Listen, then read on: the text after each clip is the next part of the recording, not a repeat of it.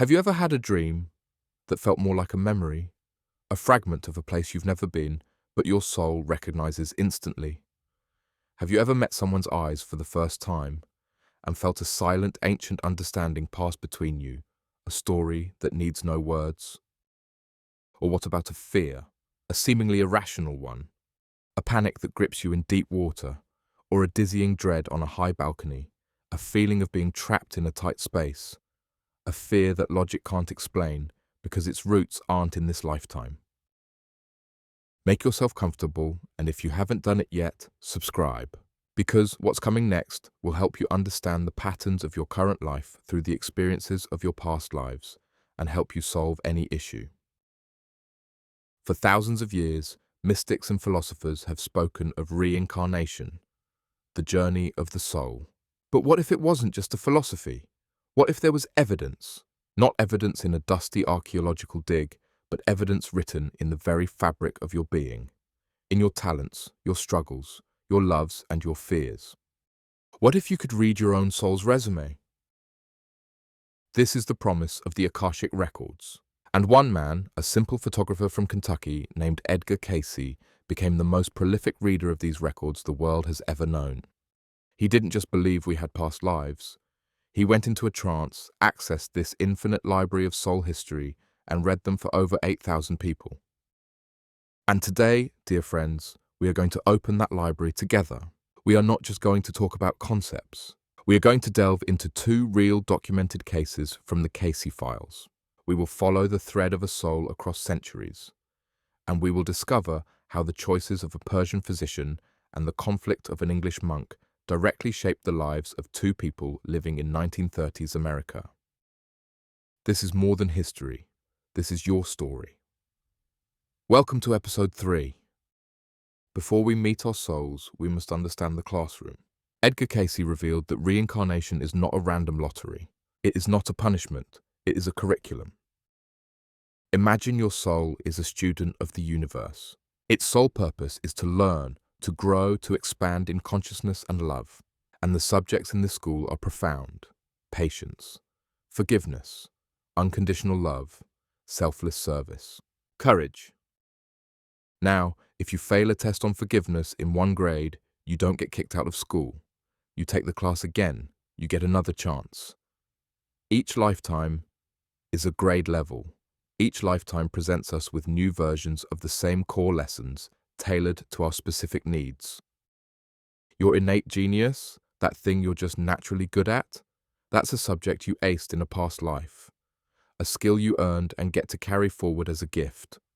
That recurring relationship problem, that deep-seated fear, that habit you can't seem to break, that's your soul's homework, the lesson you haven't quite mastered yet.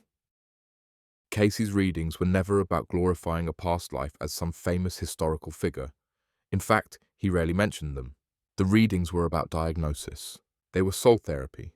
People came to him with problems in their present life: phobias, illnesses, financial struggles, relationship woes, and very often the reading would travel back in time to find the origin of the pattern, to find the unfinished homework. So, with that understanding, let's open our first file. Let's meet a soul who, in the 1930s, was struggling to find her way. And let's discover why the answer to her confusion lay in the deserts of ancient Persia. Our first case is from December 20th, 1933. A young woman, 24 years old, seeks guidance from Edgar Cayce. The report doesn't detail all her problems, but we can infer she felt a little lost, directionless. Perhaps she felt talents within her that she didn't know how to use. Perhaps she struggled with her own desires. Cayce goes into his trance. He begins by speaking to her present condition. And then he takes a journey.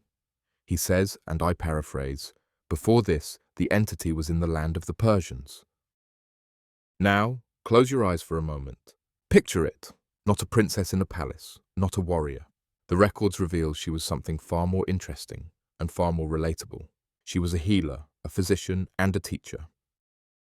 Imagine her in a sun-baked courtyard, grinding herbs with a mortar and pestle.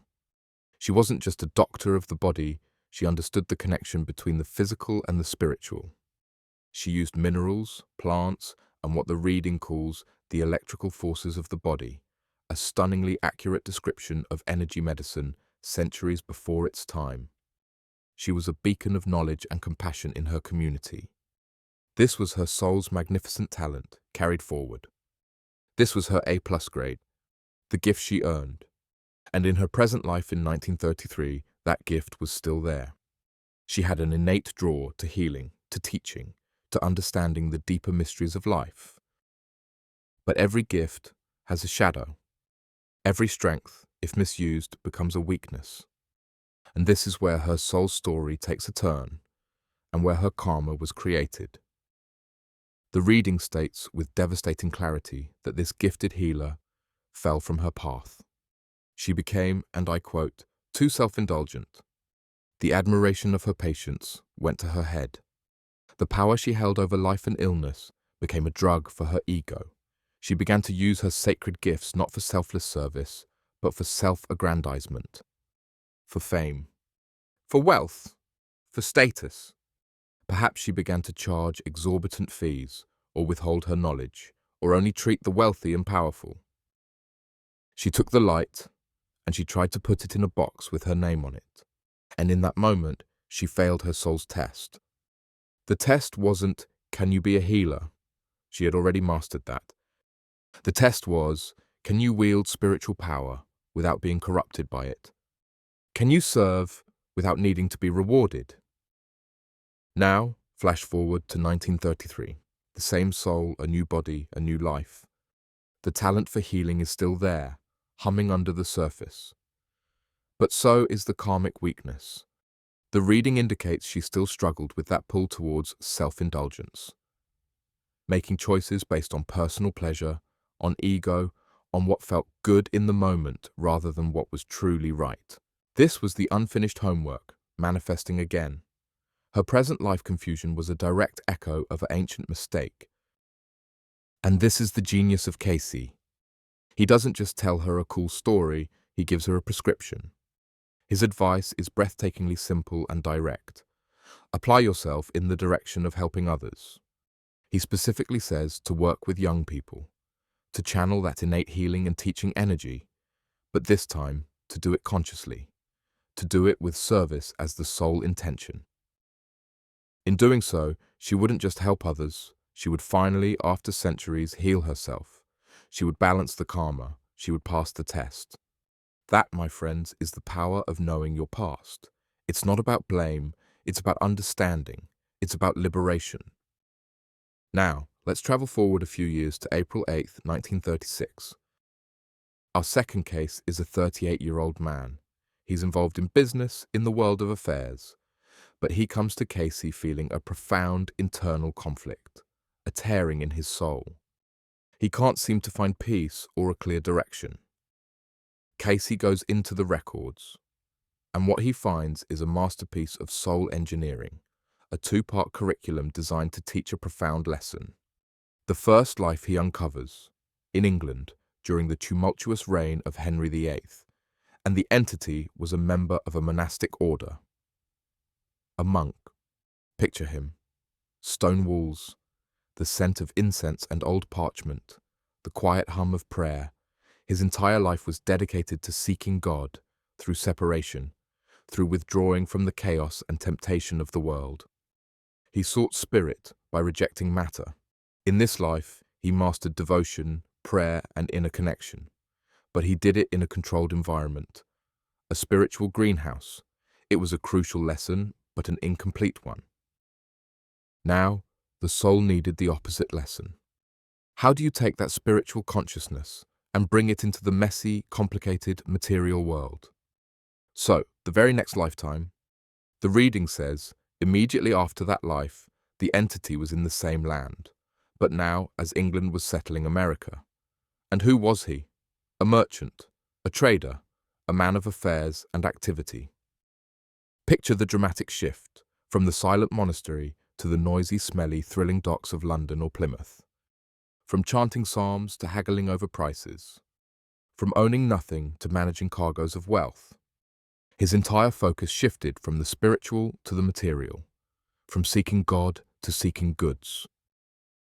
This was his soul's ingenious plan. One life of pure spirit, the next life of pure matter. Two extreme, contrasting experiences. The lesson: synthesis, integration. The ultimate goal: to be in the world, but not of it. To handle money, but not be owned by it. To engage in business, but to do it with the ethics and consciousness of the monk. And now, we come to 1936, the present life, the final exam. The soul is feeling the powerful gravitational pull of both of these extreme past lives. The monk within him yearns for quiet, for solitude, for deep contemplation. It whispers that the material world is a distraction. The merchant within him drives him to achieve, to build, to acquire, to be somebody in the world. It whispers that too much contemplation is a waste of time. This is the source of his conflict. It's not a mental illness, it's not indecision. It is the roaring echo of two powerful past life identities, both vying for control. His soul is trying to reconcile them, to force a fusion. And Casey's reading is brilliant. He doesn't tell the man to quit his business and become a hermit, and he doesn't tell him to abandon his spiritual yearnings and just make money. He tells him to bring them together. The advice is to be active in his business affairs, but to do so with a spirit of cooperation, of helpfulness, of seeing his work as a form of service, to make his office his monastery, to make his deals his prayers, to bring the mindfulness of the monk into the hustle of the marketplace. He wasn't being torn apart. He was being prepared for a higher synthesis. His soul was demanding wholeness. So, what do these two stories tell us? They give us a map, a key to understanding our own lives. First, your talents are ancient, that thing you do effortlessly. You've practiced it for lifetimes. Honor it. Second, your struggles are lessons. That recurring pattern is your soul's most persistent teacher. Don't hate it, understand it. Third, your relationships are old. The people you are drawn to and repelled by, you have history with them. We travel in soul groups, learning from each other across ages. Fourth, your body keeps the score. Unexplained pains and illnesses can sometimes be echoes of past life trauma. Healing often requires addressing the memory, not just the symptom. This is the grand pattern. Our lives are not a series of random events. They are a carefully, lovingly constructed curriculum for our eternal consciousness. So, I know what you're thinking. This is fascinating, but what do I do? How do I read my own record? The truth is, you may not need a psychic to access the details. The answers are already whispering to you. Ask yourself these questions, journal on them. What is my deepest, most inexplicable talent? That's your Persian physician gift.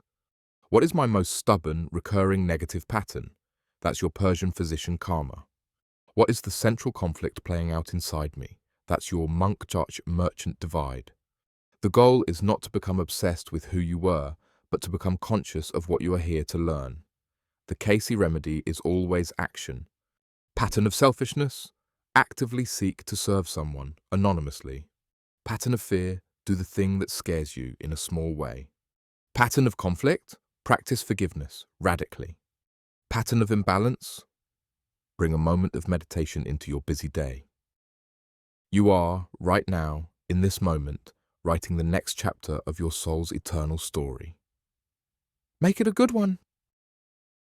The Akashic Records show us we are not victims of our past. We are students of it. Our history is not a chain that binds us, but a map that liberates us, showing us where we've been, so we can navigate to where we're meant to go. And this journey is not done alone. In our next episode, we will explore the most fascinating aspect of all, soul groups and karmic relationships. We will discover why you were drawn to your partner, why you clash with a certain family member, and how the souls around you are your oldest, most dedicated teachers. It will change how you see every single relationship in your life. Subscribe now if you haven't done it yet, and until then, dear friends, ponder your own story. Look for the patterns, and remember, in the grand library of the soul, you are both the reader and the writer. Peace and light be with you.